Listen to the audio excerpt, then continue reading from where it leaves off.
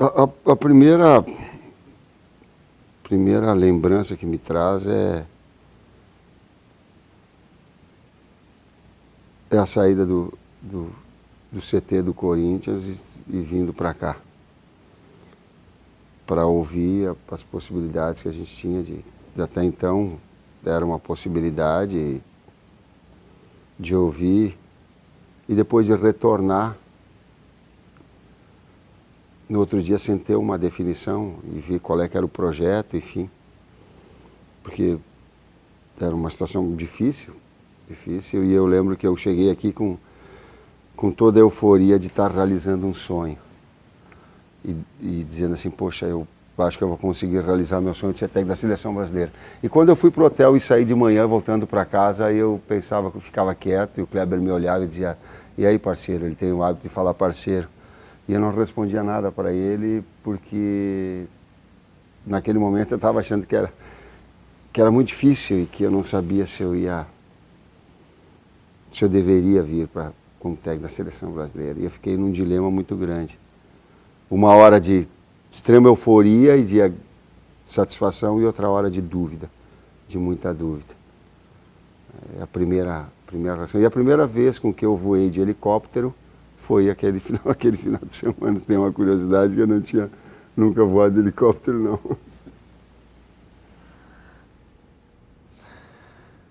A minha, na verdade, começou com uma preocupação, né? Foi quando se tornou público a ida do senhor a vinda do senhor para o Rio de Janeiro, e eu indo de manhã falar com o Roberto, que é o nosso presidente, alertar o presidente sobre as nossas preocupações, que ia ficar no Corinthians, né? E eu alertando ele, falando, presidente, as palavras foi exatamente essa, nós vamos perder o homem.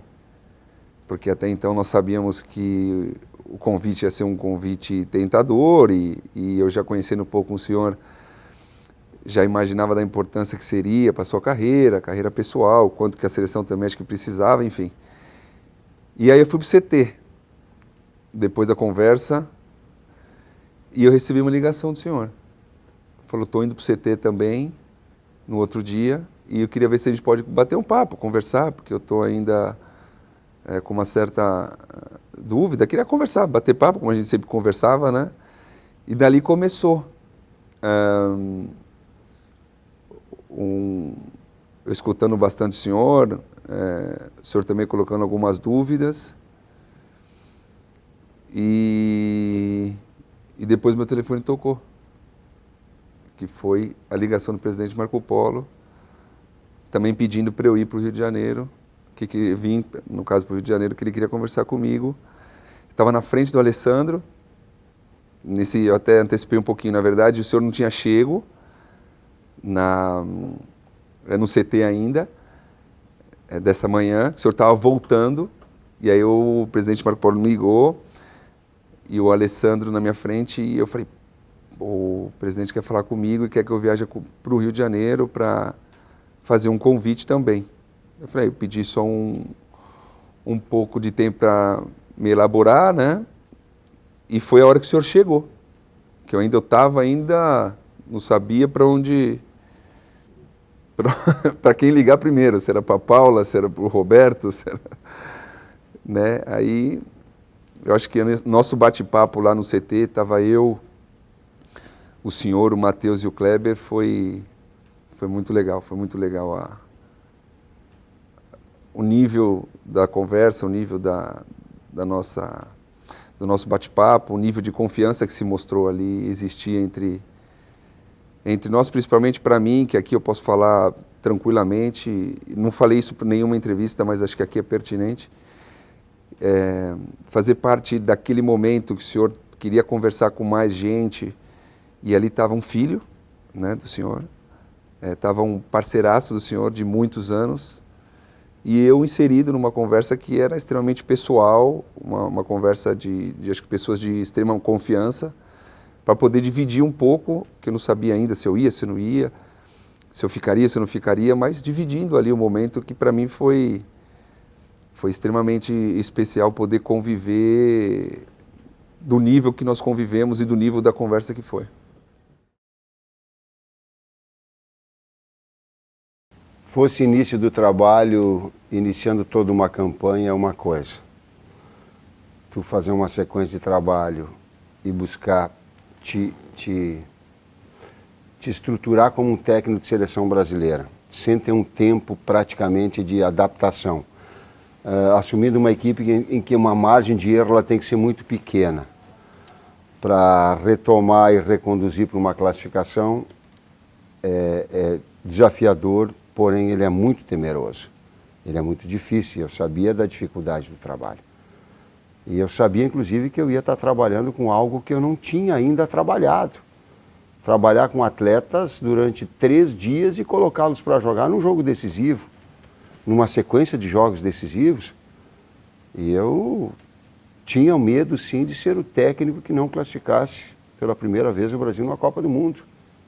Adianta eu dizer que não adianta eu querer falar, eu tinha... Claro que o meu trabalho é cercado de otimismo e de forma assertiva, mas eu não posso deixar de considerar todo o envolvimento que tem uma situação.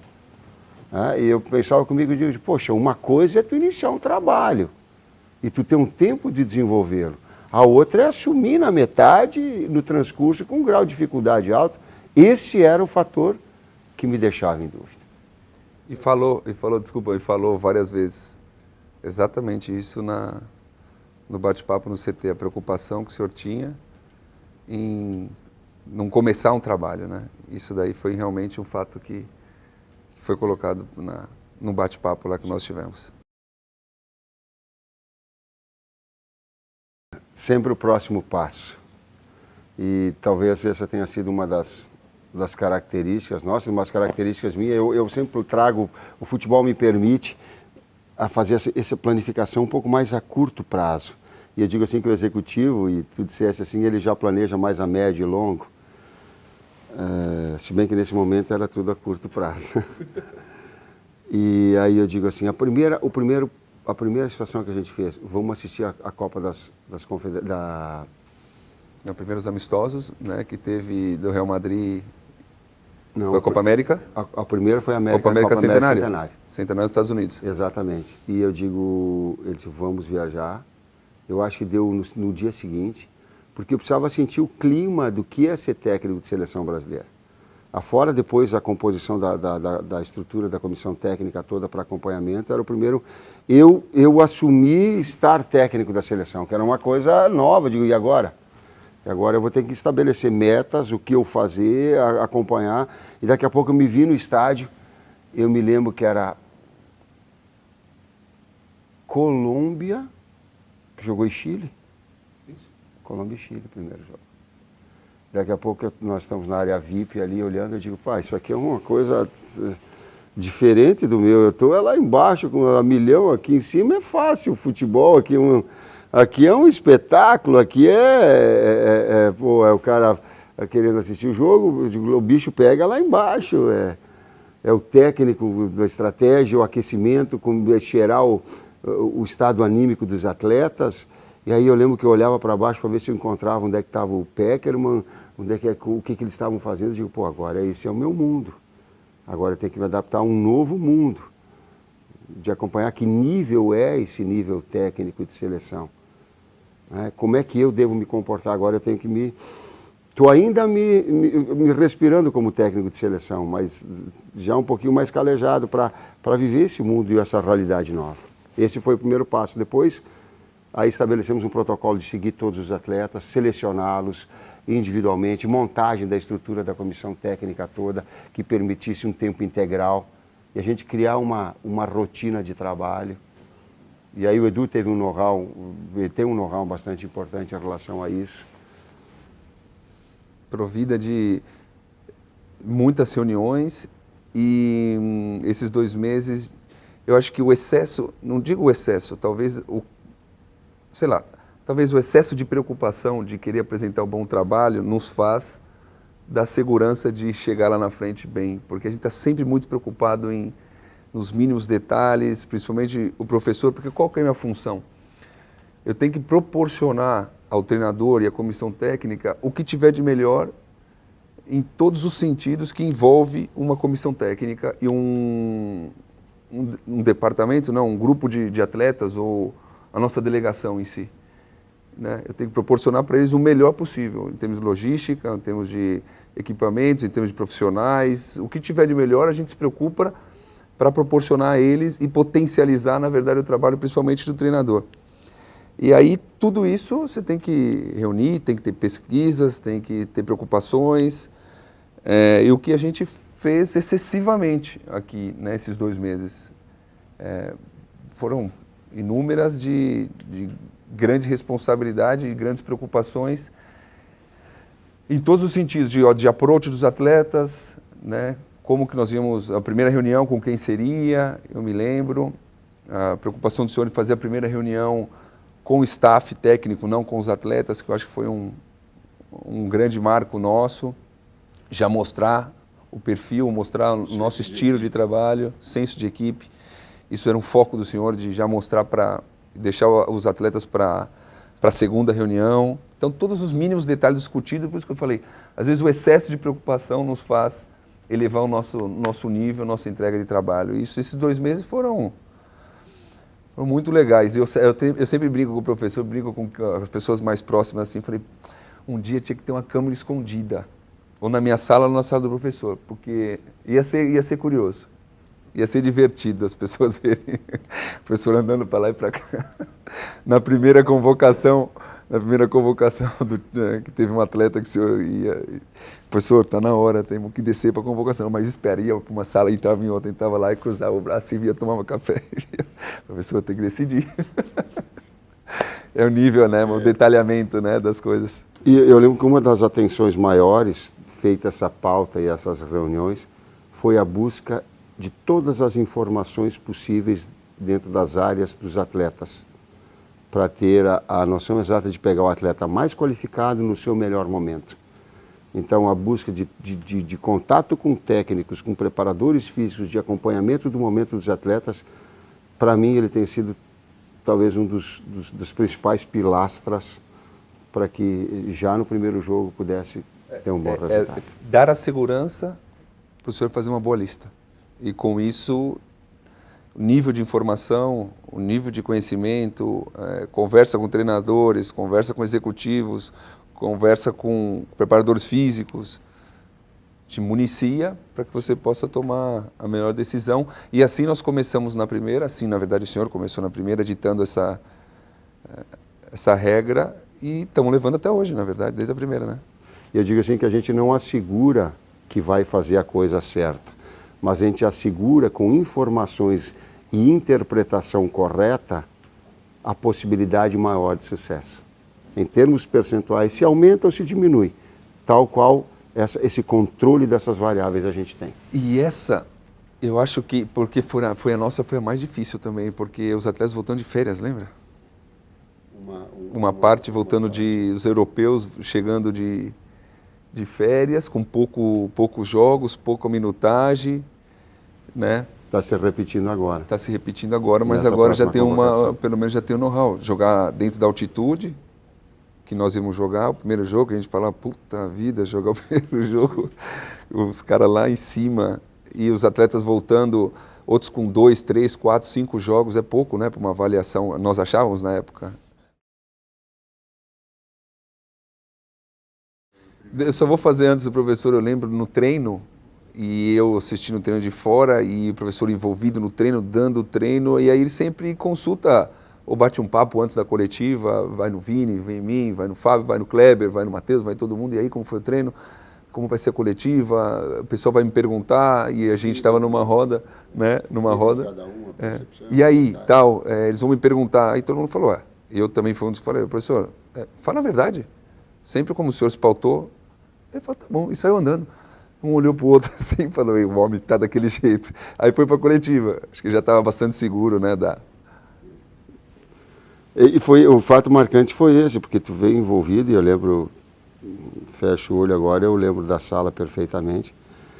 E lembro que o repórter ele estava sendo muito cuidadoso para fazer a pergunta. Eu entendi logo qual é que era a intenção dele. A intenção era a equipe. mas ele queria encontrar uma forma educada para me retirar alguma coisa, achando que eu fosse omitir. E aquilo ali bate, porque nós não combinamos aquilo que nós... Eu não falo isso por demagogia, não. Eu não falo isso por puritanismo, não. Falo isso porque é assim. A gente não combina discurso, a gente fala aquilo que nós entendemos ser o correto. A gente não fala, ele está enrolando, ele quer a escalação. E eu não deixei nem ele terminar e comecei. É Alisson, tu quer a escalação? É Alisson, fulano. E eu via que os outros caras ficavam olhando e ficavam assim, a linguagem corporal do pessoal dizia assim, pô, ele está falando da escalação, cara, ele está dando. Digo, é isso que tu quer, tá aí a escalação.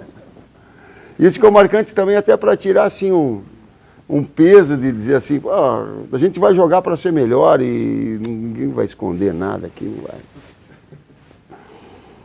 Mas rolou um nervosismo maior na hora que se viu sozinho ali no quarto? Eu vou dizer uma... Filme. Não, eu vou dizer por quê. Eu sou um cara, eu me cobro muito e o meu grau de pressão pode estar, vocês não acreditarem, mas é verdade.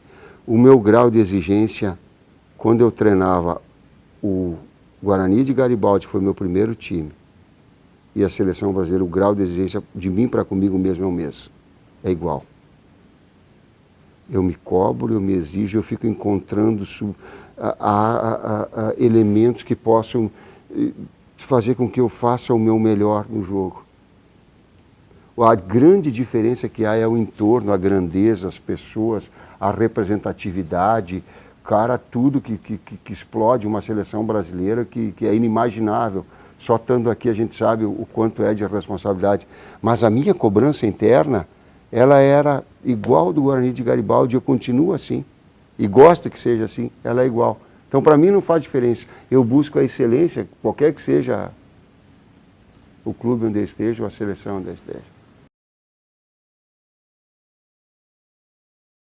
Eu fico pensando até na minha resposta, a primeira resposta, porque a gente até fala, a gente curte pouco às vezes as vitórias, porque a gente fica tão envolvido no entregar o melhor trabalho possível, estar presente, que às vezes isso fica um pouquinho à margem de... A gente teve bons resultados, Equador e Colômbia, e já pensando já no próximo jogo, já pensando em ir na próxima convocação, de como seria, o que fizemos de bom, e aí você começa a viver esse lance muito intenso e vai deixando algumas coisas passando. Obviamente que eu sentia pelos meus próximos, pela minha esposa, pelo meu filho, pelo meu amigo, pelo meu pai, pelas as pessoas mais próximas realmente de mim, falavam, ficavam orgulhosos, tal, meus amigos, enfim. Aí depois de um certo tempo, mas não foi na sequência assim, logo depois dos 2 primeiros resultados, aí que você começa a ver um pouquinho mais, com mais calma, aí você começa a se envolver e entender um pouquinho mais que as coisas estão acontecendo, que está mudando o perfil, que as pessoas estão curtindo a seleção, que estavam receptivas, mais receptivas, enfim. Mas não foi, eu estou tentando me lembrar, mas não foi de um dia para o outro, não. As coisas foram acontecendo gradativamente, assim eu vejo. Eu particularmente, não é porque eu não queira acompanhar os noticiários, a mídia, é porque o tempo não permite. Então eu fico muito não envolvido com tudo que repercute em volta. Até porque tem um grupo de trabalho, uma staff, e vocês trazem isso, vocês têm a condição de captar. E eu confesso que eu fico um pouco à margem, porque a gente fica tão envolvido em preparar o próximo trabalho, em desenvolver o próximo trabalho. Eu me lembro que eu não curti me lembro assim que nós vencemos 3-0, nós fomos jantar, eu brinco assim que eu sentei, estava o Rato perto e o Rato brincava 37,5. E eu até falava 37,5, aí eu olhei para o lado, estava a classificação, nós ganhamos o jogo e continuávamos, fomos para 5º lugar e tinha o time jogando aí, eu digo, meu Deus do céu, cara. Digo, nós ganhamos e estamos em 5º e está longe ainda o negócio. Eu digo, mas calma. Aí eu comigo mesmo, falei, calma. Jogamos muito, ganhamos o segundo tempo mais, que o primeiro foi tenso pra caramba, sabe? E aí tu começa a projetar aí o outro jogo. Bom, agora o outro jogo, o primeiro jogo em casa. E eu lembro assim, eu nunca dei um abraço que demorou tanto se vocês olharem um abraço que nós comemoramos o gol, eu, Dr. Rodrigo e o Silvinho. Eu não queria soltar, deu o segundo gol do Neymar, cara, e a gente só, eu lembro do grito do Silvinho, cara, ele só gritava, ah! Ah! Cara, e eu ficava agarrado assim, porque o jogo foi também de uma atenção, um nível, a Colômbia de muita qualidade técnica individual, e no segundo tempo ela equilibrou mais o jogo. O primeiro tempo era para nós ter dilatado o placar e não fez, e aí veio no segundo tempo mais equilibrado. E ali foi aí que extravasei na hora da comemoração. Eu fiquei um tempo assim, não queria terminar tanto o abraço forte, e na hora que acabou o jogo, daí saiu o palavrão e...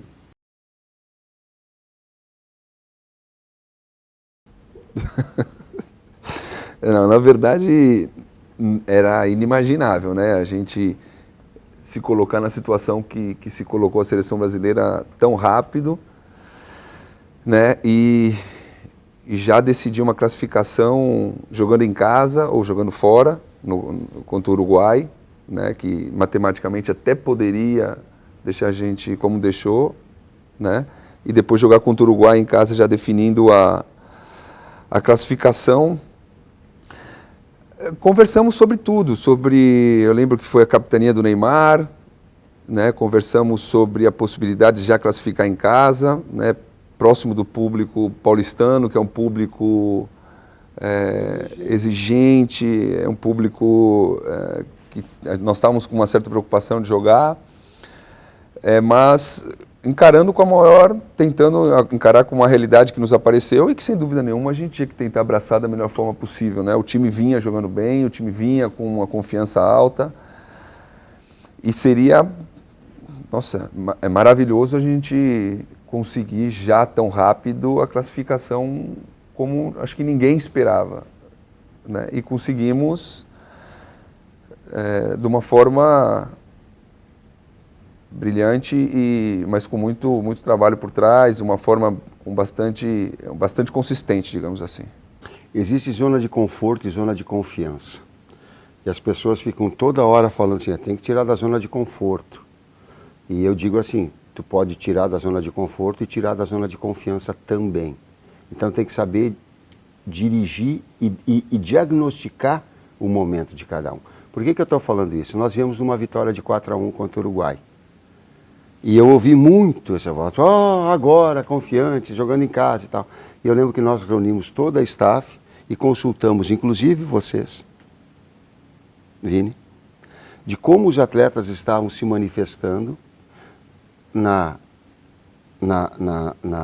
fisioterapia, na parte física, conosco, porque a gente consegue medir se o atleta está contente e consciente ou se ele está com um pontinho a mais de soberba. A gente consegue cheirar isso. E foi quase que unânime, dizendo assim, eles estão felizes, mas estão conscientes. E eu fiz a palestra tocando assim, sem medo de ser feliz. E eu não vou ser o cara aqui que vou estar com uma nuvenzinha na cabeça dizendo assim, cuidado, o Paraguai e tal, porque a gente sabe como é que é. E nós sabemos que nós temos uma grande possibilidade de grande desempenho, bom resultado, classificação. Dito isso, quando acabou a entrevista coletiva, eu peguei a minha esposa e é a primeira vez que ela entrou dentro do campo e ela sentou no banco onde eu pouco sentei ao longo do tempo do Corinthians, sentei do lado, estava escuro e eu disse assim para ela, Rose, ninguém com o maior e mais bonito dos enredos pudesse dizer de que a gente poderia estar classificado aqui, onde a gente teve toda uma história bonita, e ela é muito mais que clube para as pessoas entenderem. Não é o Corinthians, são todas as pessoas que envolveram. Então eram os atletas que o trabalho deles nos proporcionaram chegar na seleção. É uma torcida que nos apoiou junto. É um presidente e uma direção que nos conduziu. Era uma staff que tinha ali o cara que cuidava do campo, que muitas vezes estava junto comigo em outras situações. E eu digo, e agora no clube que me projetou e me deu a condição de vim aqui e estar classificado. Eu digo, o maior dos enredos talvez não pudesse tem uma coisa tão bonita como aconteceu. E jogando muito, fazendo por merecer, sabe? E eu lembro daquela escuro, eu e ela do lado, e dizendo assim, porra, ninguém poderia talvez ter um enredo mais bonito como essa etapa aconteceu.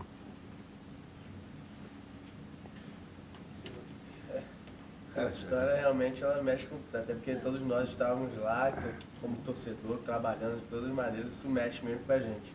E quando o último gol acontece, e o Marcelo vai fazer o gol, e talvez o fato mais significativo, ele olha para o banco e fica apontando e faz assim. E fica apontando e faz assim, eu não sabia o que era. Ele foi comemorar com todos os atletas que estavam no banco, como se dissesse assim, o gol foi meu, mas eu quero dividir a alegria com todo mundo, a alegria de um, a alegria de todos. Sabe, isso é muito emblemático, porque na hora que tu faz o gol, ou ele vem do coração ou ele não vem. Ali não tem formulismo nenhum.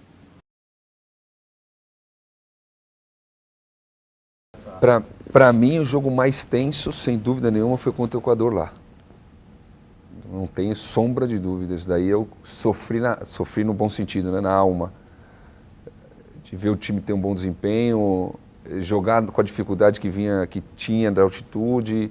Nosso primeiro jogo, esse foi para mim, foi tenso assistir. Não posso negar, não. Aí começou aqui, o Edu estava falando, eu já tinha elencado aqui uns 3 que eu estava na minha cabeça aqui. Todos. Aí estava lembrando do jogo contra o Equador, o primeiro tempo dele foi uma situação totalmente nova, né? Nós estrategicamente nós diminuímos a nossa capacidade física para melhorar a nossa capacidade técnico-tática. Por quê? Porque a gente foi antes, diminuiu em torno de 10%, isso aí em termos estatísticos, a nossa condição física para correr, e era uma das estratégias que o Equador ia colocar conosco. Porém, ter no trabalho tático e no trabalho técnico específico uma desenvoltura melhor. E apostamos dessa forma, isso foi um outro dado importante. O primeiro tempo ele foi muito tenso. O segundo tempo do Equador, da Colômbia, foi muito tenso para mim. Por quê? Eu cheguei no intervalo e eu sempre bato assim, desempenho para ter resultado, desempenho para ter resultado. A Colômbia finalizou uma bola, um cruzamento e fez o gol. Aí eu sentia que os caras me olhavam e se diziam assim, ó, a linguagem corporal assim, tu tá falando que tem desempenho, nós jogamos pra e o jogo tá 1-1, e aí? Me fala alguma coisa. Essa era a pergunta que os atletas me faziam com o olho, com o corpo.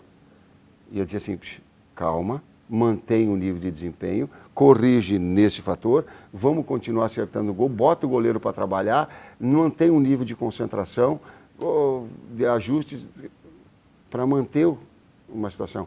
Mas ela foi desafiadora. E o outro componente, é inevitável o jogo contra a Argentina lá, porque era um palco onde tinha um marco muito forte. O passado do jogo que nós perdemos lá, ele veio carregado de muita pressão. Jogar no Mineirão, ele veio muito carregado. Então... Até nossa preparação aqui, né? Ela toda foi complexa, foi de muitas perguntas, de muitas dúvidas. Será que seria bom? Será que não seria bom jogar lá, já tira logo? Né? Mas a estratégia de ir para lá, vamos assistir o jogo lá, vamos começar, o senhor falou, lembra? Vamos nos ambientar, preciso ir para assistir o jogo no Mineirão, preciso ver o Cruzeiro, preciso ver o Atlético, pisar no palco mesmo e sentir melhor, né? Sim. Daí também seguiu com uma estratégia de preparação, né? Para mim, particularmente, porque eu tive a participação como atleta numa Copa América, 2004, as Confederações 2005, e como atleta o principal palco de realização assim profissional é uma Copa do Mundo, sem dúvida nenhuma, né? Você pode jogar uma Champions, você pode jogar Premier, você pode jogar Campeonato Brasileiro, Paulista, seja lá qual for, mas a Copa do Mundo é um marco que fica gravado por pouquíssimos atletas, né? E eu tive muito próximo de jogar uma Copa do Mundo, né? E passear pelo museu te remete a uma Copa do Mundo, te remete a conquistas e etc e tal. E como eu sempre falei lá atrás, assim, quando eu me machuquei, eu estava no Valência, estava próximo também, como eu falei, da Copa do Mundo de 2006, eu não sei o porquê, me doeu na época, mas eu sempre imaginei, eu vou participar de uma Copa do Mundo, não sabia como. Né? Até porque eu era atleta ainda, eu falei, não, mas ou eu vou voltar, me recuperar, vou voltar, não sei, mas um dia eu tenho que ter no meu currículo uma Copa do Mundo. E no museu eu lembrei do que eu passei lá atrás. Eu falei, nossa, eu tenho uma chance agora, cara, de voltar e disputar a Copa do Mundo. Diferente, né? Não mais em campo, né? Exercendo um cargo diferente, o que me causa muito prazer e orgulho também de estar nessa função. E aí, sem dúvida nenhuma, me falo, nossa, será sem dúvida uma realização pessoal minha, né? Uma realização profissional, sem dúvida nenhuma, de estar marcado, né? Na história. Talvez seja um pouco de vaidade pessoal, mas eu tenho sim. Não posso negar que eu tinha o sonho de participar de uma Copa do Mundo e hoje estou dentro de uma Copa do Mundo e vamos participar de uma Copa do Mundo de uma maneira muito bacana também, que me deixa muito feliz e orgulhoso também. Estava dando o tópico, eu estava perguntando o nome, não sei se era o Napoleão. Napoleão. Estava ali, era o Napoleão que estava lá. Eu era adrenalina pura, eu não enxergava nada, cara. Eu via o Napoleão, eu consigo lembrar da taça e eu consigo lembrar de que eu falava para comigo mesmo. Mantenha o discernimento para dar a entrevista coletiva com sobriedade. Calma, te controla. Eu fui o tempo todo, eu olhava e não via nada, cara. E a adrenalina lá em cima. Pega a esquerda, vai para cá. Eu ia para lá, vai para lá. A única coisa que eu lembro é a taça do Mundial que eu consegui gravar e tá. Mas a minha atenção era ficar equilibrado para ter o discernimento na sequência, porque senão a perna balança, cara, e tu não consegue, a emoção te envolve.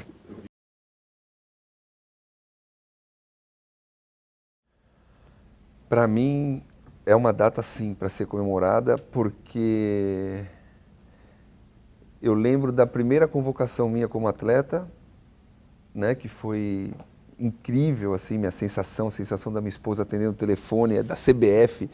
Eu, como assim da CBF? É da CBF, quer falar com você. E tinha passado Parreira e Zagallo lá um tempo para assistir treino, assistir jogo. E aí também receber a ligação do presidente Marco Polo convidando, fazendo um convite para vir aqui para conversar sobre a possibilidade de assumir uma coordenação, ela mexe sim. A hora que pega o telefone e fala, ó, queria falar com você para ver a possibilidade, se você aceitaria, ela te mexe com as pernas, sensação interna diferente, assim, porque é representar o seu país, né? Não tem nada maior que isso dentro do meu segmento hoje que eu ocupo, dentro do segmento do professor, dentro do atleta, não tem um cargo maior que estar dentro de uma seleção brasileira. Então, sem dúvida nenhuma, é motivo de se comemorar, sim, porque é uma realização extraordinária que vai ficar gravada pro resto da vida. Essa história é curiosa. A primeira vez que eu voei de helicóptero foi aqui, digo, vou fazer a rapidez de um lado para o outro. Eu olhava assim, aí eu fui porque tinha que ir até o aeroporto para depois pegar o avião, né? É isso. Então nós fomos num hangar aqui, e eu lembro que eu cheguei e tinha um pequenininho, eu olhei assim, eu digo, pô, cara, eu não vou voltar naquele negócio ali, eu não vou não. Tenho medo já de rodar naquele ali, não, mas daí era um maior. Daí nós fomos até o aeroporto porque não tinha ainda voado, não. Acho que seria legal encerrar nesse... Só sei que antes da pergunta ela tá meio cansada de viajar comigo.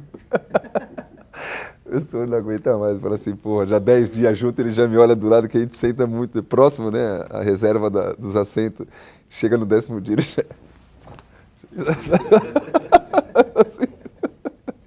A gente brinca assim, porque a gente criou uma rotina de trabalho que eu não imaginava, assim, de tão intensa que ela é. né? E porque exige o cargo. E porque nós nos reinventamos, a gente tinha uma outra rotina, né, de trabalho diário no clube, e agora ela é de acompanhamento, ela é de monitoramento, ela é de busca de informações, para que naqueles 10 dias, excelência pura, margem de erro mínima. Né? E aquilo ali fica um bunker, a gente sente assim, ó, de fazer de preparar, de planificar para que todas as coisas saiam da melhor forma possível. Né? Então, essa nova rotina que eu estou ainda buscando, nós estamos buscando ainda aperfeiçoamento dela, ela é fundamental. E tem que ter essa busca constante, tem que ter essa reavaliação constante por parte da nossa equipe toda, porque sempre há margem de melhoria, há margem de intercâmbio. Vocês, por vezes, a gente solicita informações, às vezes a filmagem de treinamentos vocês fazem para nós, da comissão técnica. Por vezes acompanhamento e leitura, e eu estou proporcionando, da ideia de futebol que o Tabárez tinha em relação ao Uruguai. Tu leste o livro e sintetizaste para mim, porque eu também precisava de qual era a ideia. Então, tu vê o quanto de trabalho de equipe a gente tem para a montagem de uma estrutura toda. O quanto depende de cada um de nós para que o atleta já produza bem, das diferentes áreas, de diferentes formas. E a gente, nessa procura constante, volta a dizer, de estar fazendo bem feito, mas de ter a capacidade de reanalisar, de reavaliar, de reestruturar, porque há sempre margem para que daqui a pouco alguma não prioridade torne-se prioridade, de algum atleta que não está no seu melhor momento, seja por um outro estar, ou para a gente nós nos ajudarmos. Nós somos seres humanos, daqui a pouco eu não estou no meu melhor dia, aí vai precisar do Edu para ele. Daqui a pouco o Edu não vai estar no melhor dia, vai precisar do Kleber estar, do Fábio estar. Isso é trabalho de equipe e ter consciência disso também. E acho que a principal lembrança, o principal ponto a ser tocado assim nesse um ano é que, assim, obviamente o professor Tite, sem dúvida nenhuma, está no topo da pirâmide, né, e merece isso, por ser o treinador da seleção brasileira e ter o protagonismo que se merece, mas o trabalho de equipe que nós temos aqui é sensacional. Eu acho que isso tem que ser, esse um ano de trabalho entre todos nós aqui, que nós construímos, que nós agregamos pessoas, que nós agregamos uma forma de trabalho, que ainda estamos aprendendo, quando o professor falou, ainda estamos, um ano não é passar muito rápido, ainda estamos num processo de estar cada vez melhor. Eu acho que para mim é muito consistente, é muito forte. As conversas que nós temos no dia a dia são extremamente valiosas. Uma questão importante que o professor tocou, saindo um pouquinho da linha de raciocínio, nós saímos também um pouquinho, às vezes, da esfera só profissional. Por estar tanto tempo junto, a gente entra numa esfera pessoal, né, que nos permite, às vezes, um pouquinho de, professor, tá me tocando ali, vai, faz isso, pensa nisso, elabora isso melhor. E, entre todos, não só entre eu e o professor, porque às vezes é pelo treinador e um pouco da coordenação, mas uma equipe que nós temos por trás ali de parceria mesmo, de parceria de trabalho, de entrega. A equipe toda de trabalho leva numa equipe tão legal que fortalece o nosso dia a dia, que fortalece o nosso trabalho, que vem... Eu acordo para trabalhar de verdade, não é porque eu estou aqui feliz, venho realizado, venho aqui com o meu sorriso no rosto, agradecendo mais um dia de trabalho, porque eu posso fazer o meu melhor possível. Então, esse um ano, para mim, fica marcado que um grupo de trabalho que nós estamos criando ainda, estamos ainda em processo de evolução, está sendo excepcional. É por aí que eu levo. Aprendizados constantes, acabou o jogo, a entrevista coletiva antes do jogo contra a Austrália, e eu digo, uma convicção eu tenho, que nos ajudou também essa experiência da Austrália. Quando nós fomos para a Copa do Mundo, tem que abrir a possibilidade de ter familiares perto, as pessoas que a gente quer perto, porque é desumano. Não dá para te passar 8, 9, 10 dias sem ter um desafogo, um afeto, sair do teu ambiente natural, nem que seja para dormir na tua cama, nem que seja para ver o teu filho, nem que seja para dar um abraço na tua namorada, nem que seja para falar com o teu amigo. Tu precisa, porque senão ele vira opressor, ele inibe, ele massacra, Aí eu terminei e falei, eu digo, a convicção que eu tenho é que nós indo para a Copa do Mundo também, a gente tem que encontrar um espaço que nos dê privacidade, mas ao mesmo tempo nas folgas a oportunidade da gente ver as pessoas que a gente quer bem. E quando eu terminei, eu passei por colegas de vocês da imprensa e eles disseram assim para mim, ficou marcado, a gente gostaria que as empresas jornalísticas ouvissem aquilo que tu falou para nós também. Aquilo ali ficou para mim marcado também. Eu digo, claro, as mesmas pressões profissionais que todos do furo de reportagem, da qualidade da reportagem e tal, das pressões, também precisa do lado humano. Senão a gente vai ficar assim, ó. Parece que ao invés de ser uma grande dádiva, ela passa a ser uma coisa ruim, um pecado. Tá na seleção é pecado, tu tem que viver fechado, tu tem que ter enclausurado, tu não pode... Cara, faça disso com prazer, com responsabilidade e com prazer. Senão não dá. E foi a experiência que te deu de um ano. Né? Na verdade, o senhor teve essa visão depois de tantas convocações, por isso que nós estamos em constante ainda aprendizado. Né? Nós ainda estamos nos adaptando a... Um ano é muito pouco, né, professor, para a gente achar que já está tudo bem, que a gente sabe tudo. Pelo contrário, ainda estamos... E reconduzir, porque aí ia acabar esses 2 jogos e nós íamos pegar toda a Copa das Confederações. Aí o Edu falou assim, senhor, não dá, é muito tempo. Eu digo, não dá sim. Aí eu digo, pá, cara, nós vamos pegar um amistoso contra a Argentina, a Austrália, que é o time da casa, que vem a milhão também. Digo, tá bom, então vamos ver, a gente volta, fica uns dias em casa e depois vamos ver a semifinal, a final e depois vamos ver o local para ir. Aí acabou os 2 jogos, assim, eu olhei para ele e digo, ainda bem, Edu, que tu falou que não dá, cara, te drena tudo, não dava para seguir. Eu estou te conhecendo já, pessoal. Não dá.